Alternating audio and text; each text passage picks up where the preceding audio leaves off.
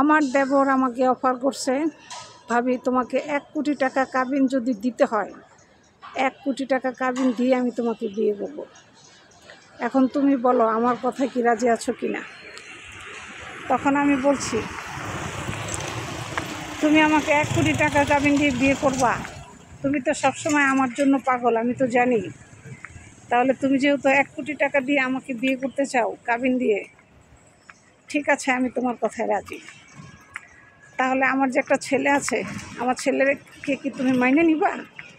তখন সে বলছে, এটা আমার ভাইয়ের ছেলে, আমি অবশ্যই মাইনে নিব।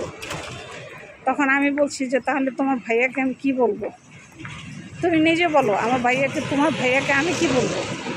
সে যদি বলে যে আমাকে ছেড়ে তুমি আমার ভাইয়ের সাথে চলে গেছো, আমি উত্তরটা কী দেবো বলো? তো তোমার কিছু বলতে হবে না, যা বলার আমি বলব। তখন আমি বললাম, ঠিক আছে, তুমি যেহেতু বলবা তাহলে ঠিক আছে। তবে একটা কথা আমি বলে দেই, আমার ছেলেকে তোমার গ্রহণ করতে হবে। ইভেন আমার ছেলেকে বাবার পরিচয় তোমাকে দিতে হবে। আর 1 কোটি টাকা কাবিনের কথা বলছো, ঠিক আছে, আমি 1 কোটি টাকা কাবিনে তোমার কথায় আমি রাজি আছি।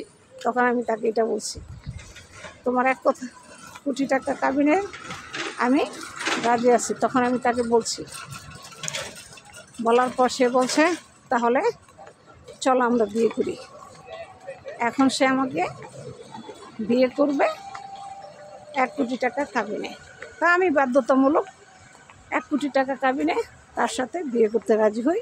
সে 1 কোটি টাকা দিয়েই আমাকে বিয়ে করে।